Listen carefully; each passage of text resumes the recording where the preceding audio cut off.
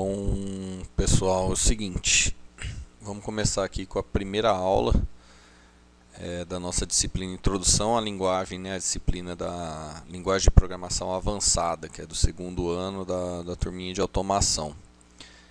A disciplina, o foco dela é a parte da linguagem de programação e a gente escolheu o Java, porque a disciplina envolve muita orientação a objetos e a parte de banco de dados. Então, primeiramente, a gente vai trabalhar com Java, tá? E depois a gente vai entrar na parte de banco de dados. E, por fim, unir as duas coisas, né?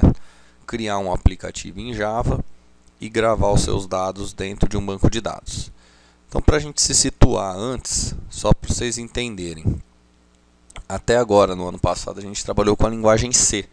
Poderia ser outra linguagem? Poderia, mas os conceitos que a gente estava envolvendo era lógica de programação básica. Então a gente foi até escrever matriz, escrever dados em vetor e escrever em arquivo, né?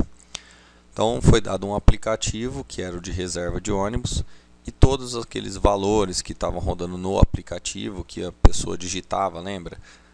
Se tivesse com a matriz posição 1 tivesse lá com valor 0, a posição 00, por exemplo, ela tivesse com valor 0, o que acontecia? Significava que não tinha gente. E o valor 1 significava que tinha gente. Então, isso tudo, toda vez que a gente abria o programinha e fechava de novo, esse programinha, toda vez que a gente fazia isso, a gente perdia os dados que tinham sido reservados, as poltronas. Por quê? Porque ele não gravava em nenhum lugar, ficava só na memória. Ficava dentro de uma matriz esses valores, né? Zeros e uns.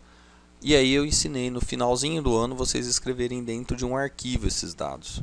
Ou seja, você cria um programinha .cpp ou .c na linguagem que a gente viu, que é a linguagem C, com algumas coisinhas do C++, mas a gente pode assumir que, como é uma lógica de programação só, a gente pode assumir que a gente não viu nada do C++, porque o C++ vai envolver aí outras questões, que seria a questão orientada a objeto principalmente.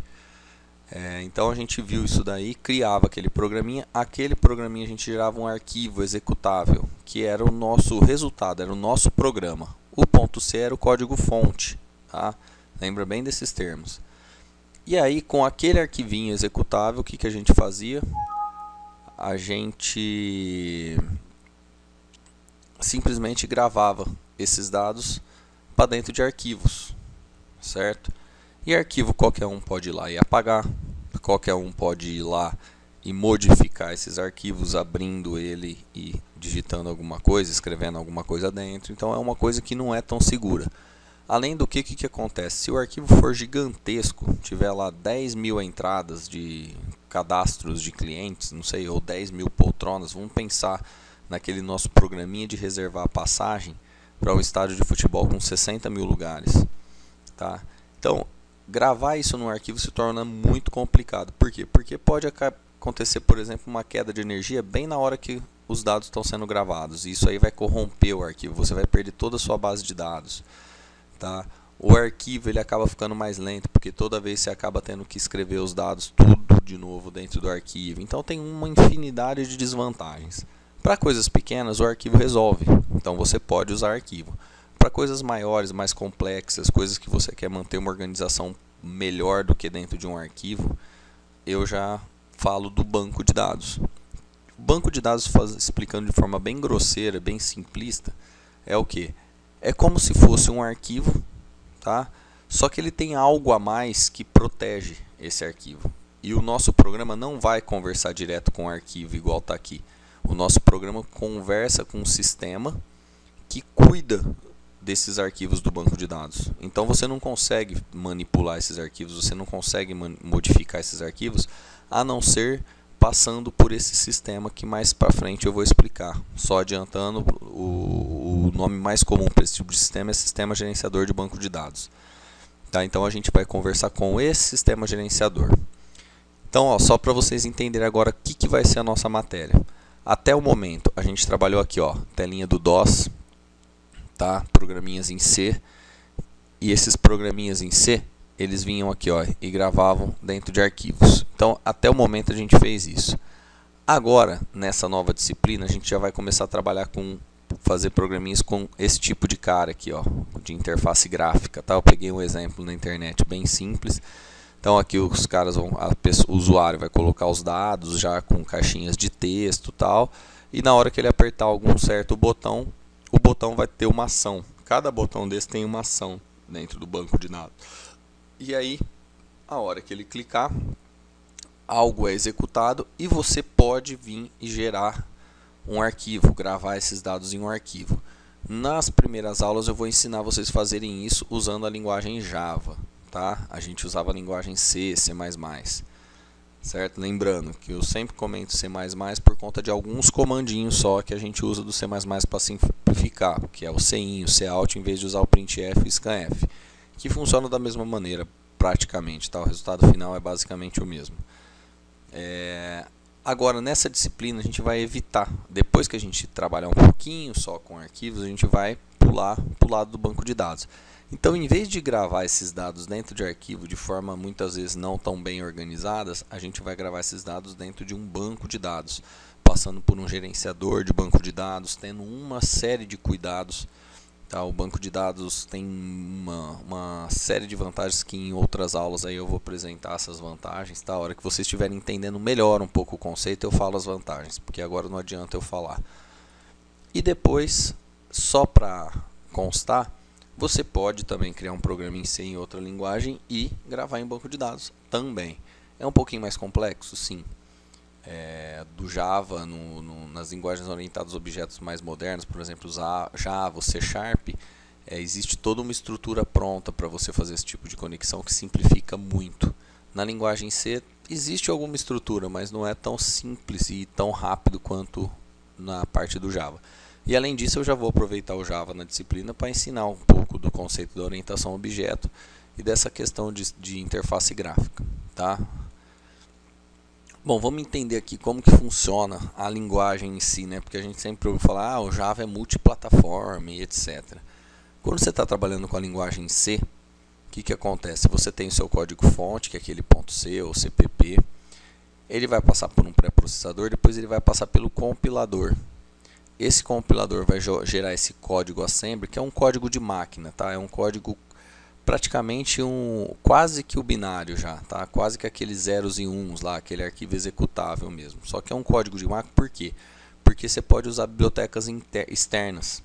Então aquelas bibliotecas que muitas vezes a gente faz os includes, etc., elas são externas, então você vai montar o seu código fonte aqui e depois você vai amarrar, você vai linkar essas bibliotecas externas com o seu código fonte compilado, praticamente compilado, transformado numa linguagem intermediária aí, que é o assembler. E aí depois disso você vai ter o código executável, tá? Que é aquele arquivinho exe que a gente executa.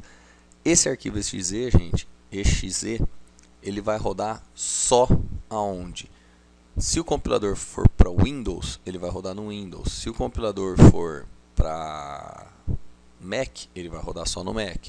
Se o compilador for para Linux, ele vai rodar só no Linux. Então você vai ter que compilar um programa diferente para cada situação, tá? E além disso tem bibliotecas, tem um monte de coisas que no Linux funciona, no Windows não. Então você tem que fazer uma série de adaptações aí, tá? Já o Java, ele é multiplataforma por quê? Você tem o Java Code, que é o que? O seu código fonte. Aqui em Java vai ser o .java, tá? O arquivo .java é o arquivinho que tem o código que você escreveu, tá? Não só um arquivo, vão ser vários. Você vai vir e você vai fazer uma compilação, que é o Javac, Java Compiler, né? A gente pode fazer aí para lembrar, né? Java Compilador. E aí esse compilador ele não vai gerar um executável e depois linkar, gerar um assembler, depois linkar e gerar um executável. Ele vai gerar algo intermediário, que são arquivos desse tipo aqui, ó, .class, com extensão .class.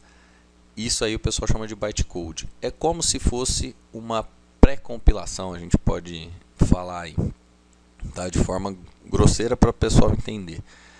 Esse bytecode que vai ser o que vai ser executado, tá? Só que antes, o que acontece? Na linguagem C, vamos colocar aqui que esse bytecode seria o nosso exe, tá? Na linguagem C, que tem o exe, a comunicação é direta aqui, ó.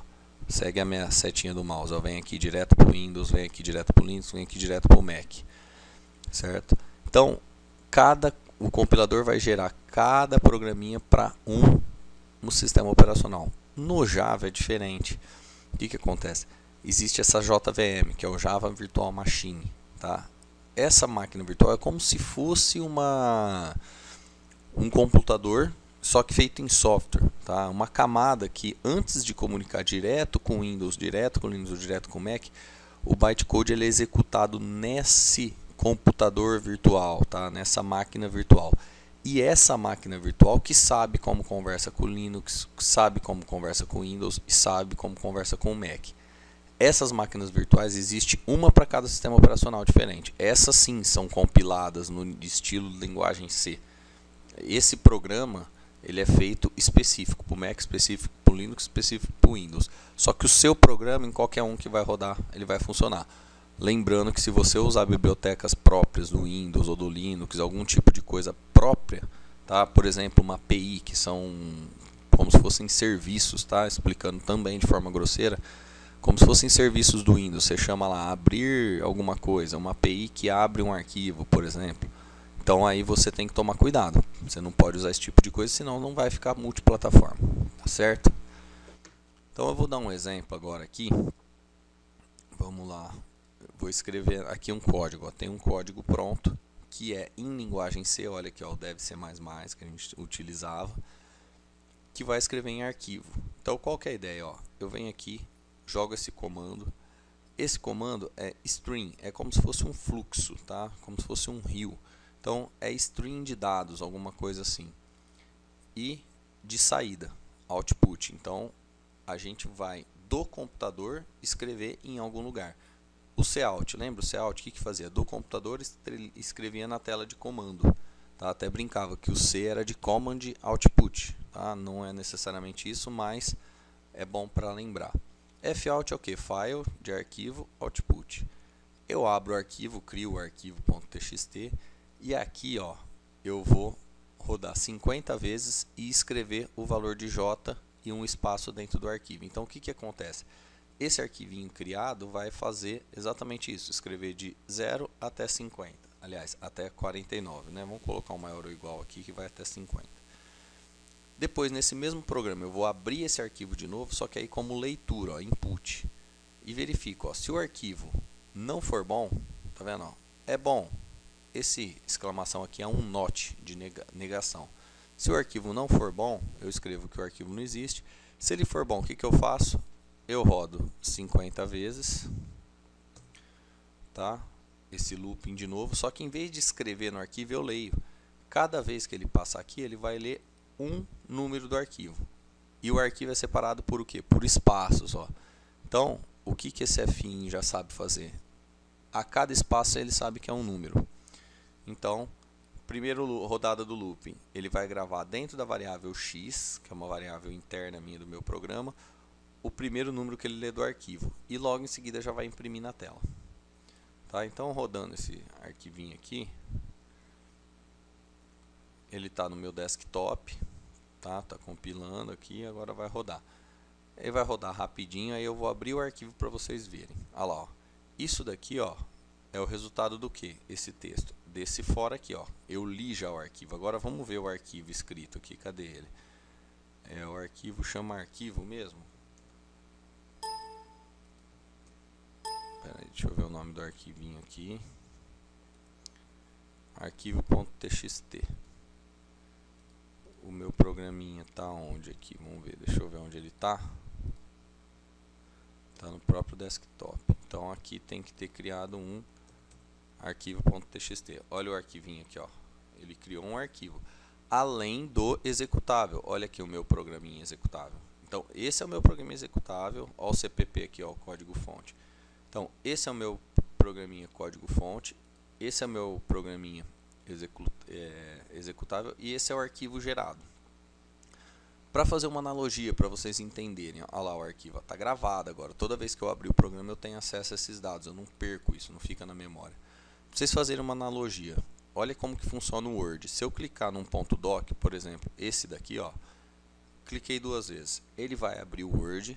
Reparem bem, ó, está sendo aberto o Word. Agora, a hora que abrir o Word dá a impressão que o quê? Já abriu direto o programa. Pum, o programa já abriu aqui. Então dá a impressão o quê? Que o ponto doc, estou fechando aqui, o arquivinho ponto doc é o executável, mas na verdade não. Isso aqui é uma coisa que o Windows faz. O Windows associa essa extensão aqui, ó, tá vendo? Ó, ponto .docx ao Word. Então tem uma tabelinha lá, também explicando de forma bem simplista. O Windows tem uma tabelinha lá. A hora que você clica 2 vezes, ele olha a extensão e fala: bom, que programa que abre essa extensão? Ah, é o Word. Aí ele vem aqui, ó. Olha o Word aqui, ó. Vou vir aqui nas propriedades dele, vou descobrir onde ele está. Vou vir aqui no Windows Explorer, ó. Dá uma olhada. Aqui deve ter um Word.exe. Só lembrar o nome aqui que agora já. Olha lá, ó, WinWord. Então vamos ver se a gente acha ele. Não, pera aí que eu acho que eu peguei a pasta errada. Propriedades. Copiei. Agora eu vou vir aqui e vou colar. Tinha pego a pastinha errada. Só acertar o caminho. Então tá aqui, ó. WinWord. Olha ele aqui, ó. Esse é o Word, o executável, ó. Vou clicar 2 vezes, ó, ele vai abrir. Vai abrir só o Word, tá? Então esse é o programa. O que é o doc? Tá vendo? Ó, do jeito que ele tem o programinha aqui, a gente tem, vamos fazer a analogia. A gente tem esse programinha aqui, ó. Tá? Quando eu clico no Word 2 vezes, o que acontece? Aliás, quando eu abro o Word, que é o exe, é esse aqui, ó. Esse programinha do Word aqui, .exe, corresponderia a esse. E o arquivo .doc corresponderia a esse arquivinho de texto nosso aqui. Eu poderia programar o Windows para toda vez que ele fosse abrir um TXT, abrir através desse manipulando arquivo aqui. Tá? E aí ele iria associar esse TXT a esse tipo de programa. Tá? Não vou fazer isso porque não é o caso, mas só a mesma coisa aqui, ó. Você clica 2 vezes, ele abre na verdade o Notepad. Ele não abre o arquivo de texto. Quem abre esse arquivo de texto é o próprio Notepad. Tá certo? Então isso tudo é a questão de arquivos. Eu vou dar uma pausa aqui, vou gravar uma segunda videoaula para não ficar tão comprida essa, tá? Para continuar, vou falar um pouquinho do Java agora, a partir de agora.